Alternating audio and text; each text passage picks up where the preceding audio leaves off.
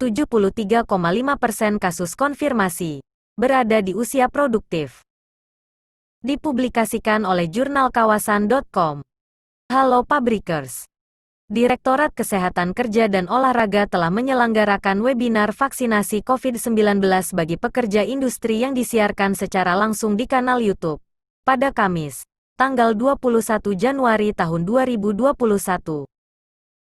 Dalam kesempatan itu, Dr. Freddy Kristianto selaku perwakilan dari Perhimpunan Dokter Kesehatan Kerja Indonesia, IDKI, menjelaskan, 73,5% kasus konfirmasi positif COVID-19 berasal dari usia produktif.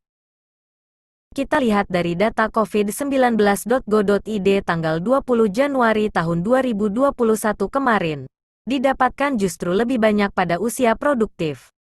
Di sini 73,5% didapatkan kasus konfirmasi dan semuanya ada di usia produktif, ucapnya.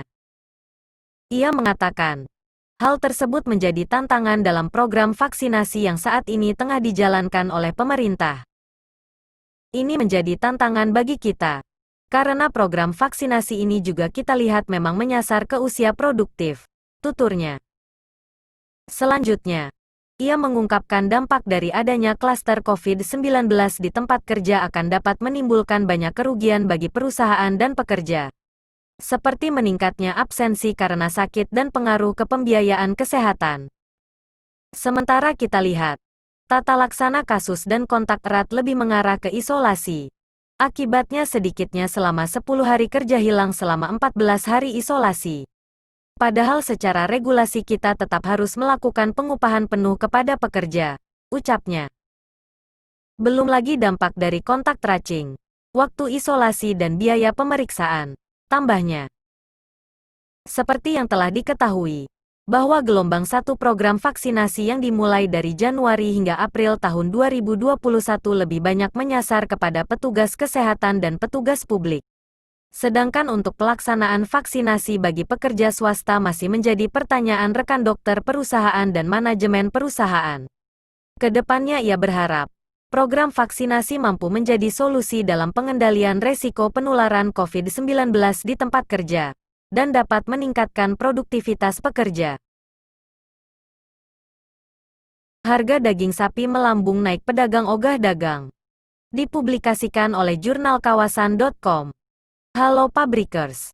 Semenjak dipicu kenaikan harga dari tanggal 18 Januari tahun 2021 hingga hari ini banyak dari pedagang sapi yang mogok berjualan dan memilih untuk berdemonstrasi kepada pemerintah untuk segera menurunkan harga daging sapi yang semula Rp125.000 menjadi Rp110.000.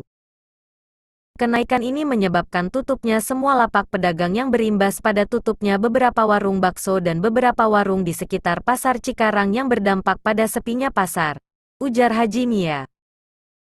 Ucu, salah satu pegawai yang biasanya bekerja di salah satu lapak daging di Pasar Cikarang, menuturkan bahwa mogok diikuti 20 orang lebih hari ini dilakukan untuk memperjuangkan harga daging menjadi stabil kembali dan tidak memberatkan pedagang dan pegawai yang biasanya berjualan dan melayani pembeli agar bisa beraktivitas kembali seperti biasanya. Sudah berat karena corona ditambah lagi harga daging yang melambung.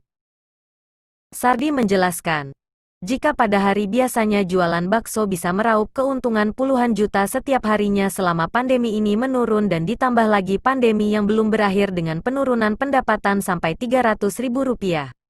Ditambah pula kenaikan harga daging lokal dan impor yang berimbas pada penurunan pengunjung dan juga omset.